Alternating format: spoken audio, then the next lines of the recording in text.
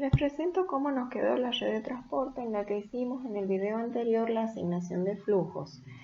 Con rojo recuerden que están anotados los flujos que agregamos en los arcos que no teníamos los datos. En los arcos que sí teníamos los datos están colocados con negro, cumpliendo la propiedad de que la red es conservativa. Bien, ahora vamos a avanzar en algunos detalles. Primero vamos a presentar qué es un camino que nos lleve de la fuente al pozo. Se los he marcado en la misma red con verde y pasa por los vértices, la fuente, el vértice A, el vértice C, el vértice D y el pozo finalmente. Ahora vamos a analizar un poco los arcos de ese camino.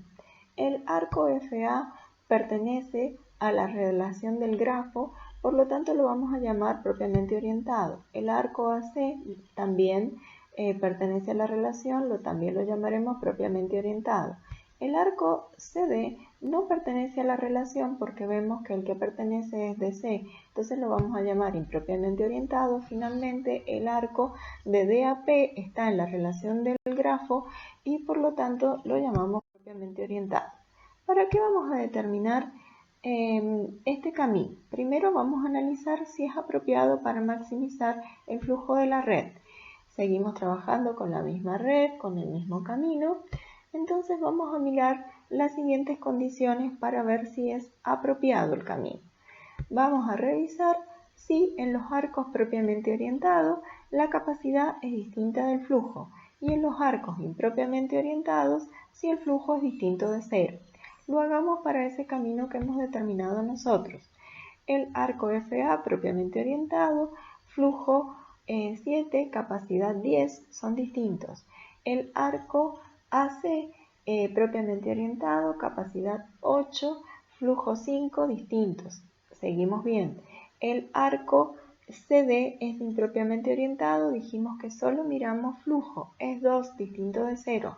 Seguimos bien. El arco DP es propiamente orientado, capacidad 5, flujo 1, son distintos, todo bien de la condición anterior. Por lo tanto, es un camino apropiado que nos lleva de la fuente al pozo para maximizar el flujo. Ahora la pregunta es, ¿qué herramientas necesitamos para maximizar el flujo? Para maximizar el flujo en base a ese camino que hemos determinado apropiado, necesitamos calcular dos elementos. En los arcos del camino que nos lleva de la fuente al pozo, necesitamos determinar los valores X, B y BJ, pero los determinaremos distinto si el arco B y BJ es propiamente orientado o si no es propiamente orientado. Si es propiamente orientado, lo vamos a sacar como la diferencia entre capacidad y flujo. Si es impropiamente orientado, solamente tendremos en cuenta el flujo. Finalmente, con los valores X, B y BJ para cada uno de los arcos del camino, determinaremos el mínimo valor entre ellos, solamente en el camino que nos lleva de la fuente al pozo.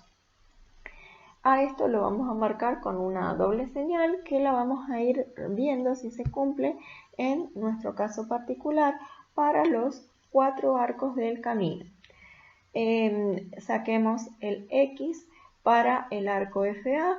Como era propiamente orientado, será la diferencia entre 10 y 7, que son capacidad y flujo. Este valor nos está dando 3.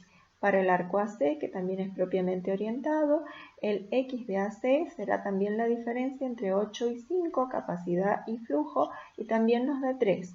En el arco CD, que es impropiamente orientado, solamente debemos mirar el flujo que tenemos y el valor es 2. Y en el arco de P, que es propiamente orientado, es la diferencia entre capacidad y flujo, que es 5 menos 1, que es 4. Les he colocado una señal de una tercera etiqueta que vamos a colocar sobre cada uno de los arcos de la red. Eso será más adelante. Ahora vamos a ver cómo construir. Primero calculemos el valor delta, que dijimos que era el mínimo entre todos los X, B y BJ. En nuestro caso han quedado 3, 3, 2 y 4. El valor mínimo es 2.